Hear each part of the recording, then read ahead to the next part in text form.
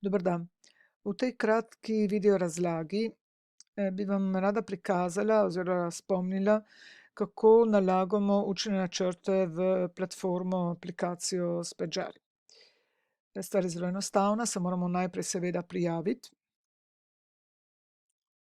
Ko smo prijavljeni, v tem spustnem seznamu zberemo menu Dnevnik Moji razredi, ki ga redno uporabljam vsak dan, in tukaj si imamo naštete vse naše predmete in vse razrede, v katerih mi poučujemo. Seveda je nekaj razlik med nalaganjem učnih načrtov v platformo Spagyari od tega, kar smo bili navajeni, ko smo dajali učne načrte direktno ravnateljici oziroma učitelju Davidu. V čem je razlika? Da ko smo dajali učitelju Davidu oziroma ravnateljici, smo zbrali vse učne načrte za posamezen razred, posamezne predmete v en dokument.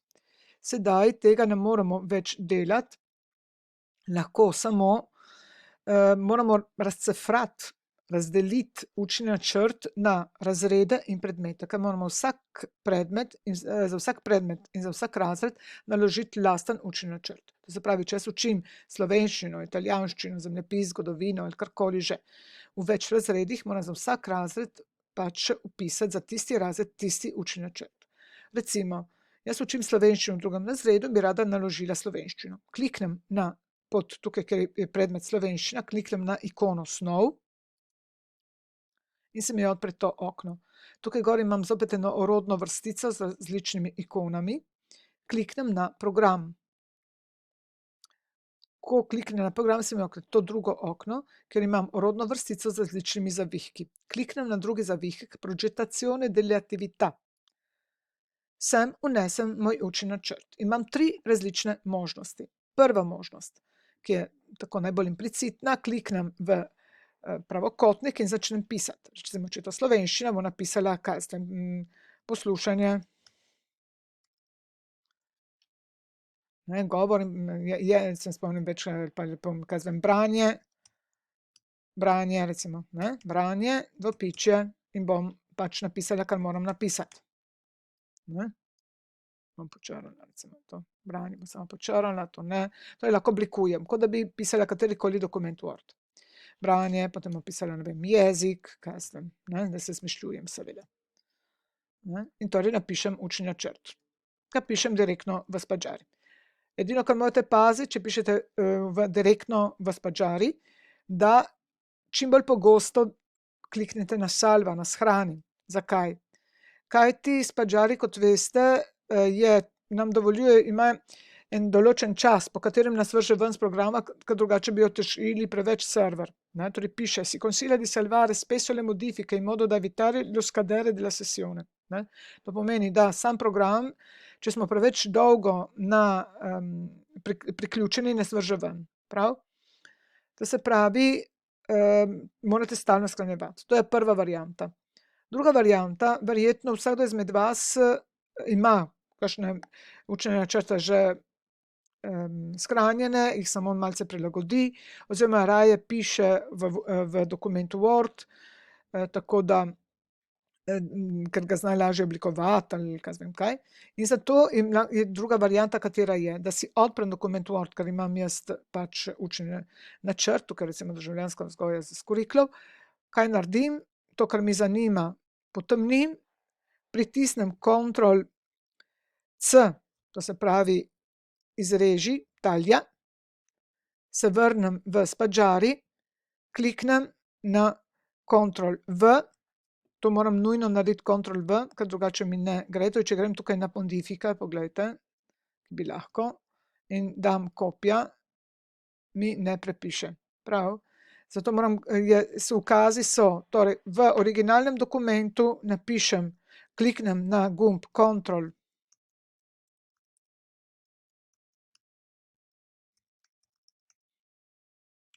plus C, to pomeni izreži, taglia po italijansko, in Ctrl V,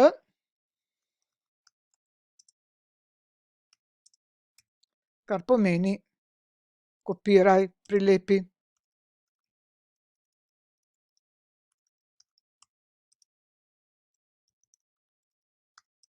Incolla, ne, po italijansko. Ne, tako imate zapisano, da se lažje spomnite, kaj treba narediti. Ne, to so dva ukaza, zato da če jaz imam dokument v Wordu, ga potemnim,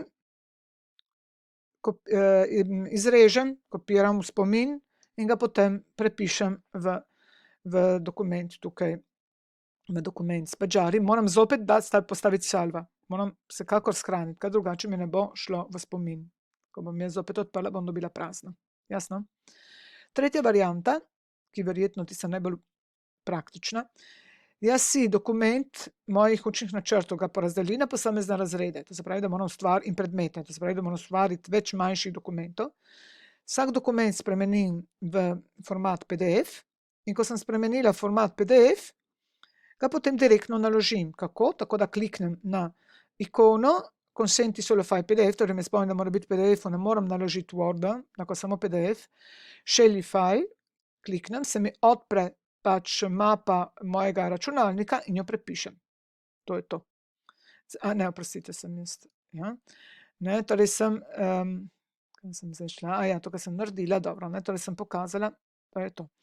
In v tem primeru se mi tukaj potem seveda izpiše dokument. Prav?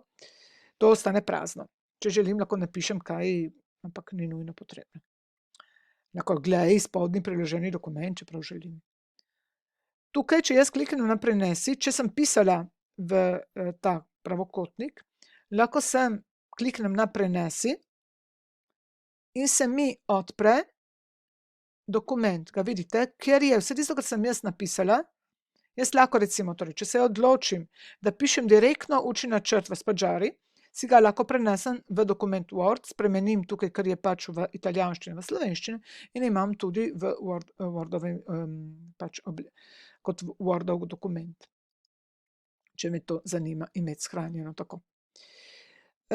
Tukaj imamo, to sem torej recimo naredila, zdaj kot vidite mi piše drugi razred slovenščina. Isto moram narediti, če jaz učim slovenščino tudi v 3. razredu, bom naredila isto, bom šla pod slovenščino 3. razred, ali pa recimo, če učim italijanščino v 3. razredu, ali pa zgodovina, zemljepis, ne vem, karkoli že, bom pač šla in bom klikala na snov, program, drugi zavihek in isto, kar smo naredili prej. Jasno? Če imamo recimo, če bi bil to predmet recimo, kaj jaz vem, državljanska vzgoja, združen razred, imam isti učni načrt. Recimo ga vstavim, napišem v 3. razred, ali pa sem ga napisala v 2. Tukaj samo lahko kliknem in napišem, glej, kaj mi zdaj ne piše, kaj se je zgodilo, glej, recimo, to mi noče zdaj pisati, ne vem zakaj. Ne, torej, glej, mi ne piše, dobro, saj nima pomena. Ne pišete, glej, 2. razred in pač, kdor bere, to zna, da dobi pri 2. razredu.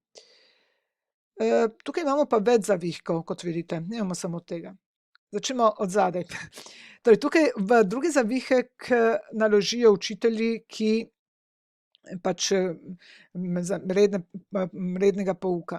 Učitelji, ki imajo podporni pouk ali za učence SUT, lahko tukaj imajo piano di integrazione. Z istimi postopki naložijo tukaj učni načrt za učence s posebnimi potrebami oziroma tiste prilagoditve.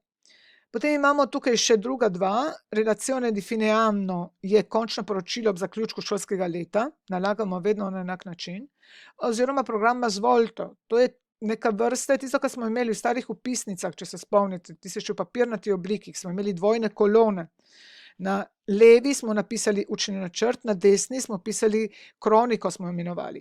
To se pravi, in smo poleg tega, kar smo med dejavnosti, ki smo delali v teku pouka ali meseca, smo, kakšne ekskurzije in podobno, smo navadno tudi napisali, koliko in kaj iz napisanega programa smo izvedli oziroma tudi ne.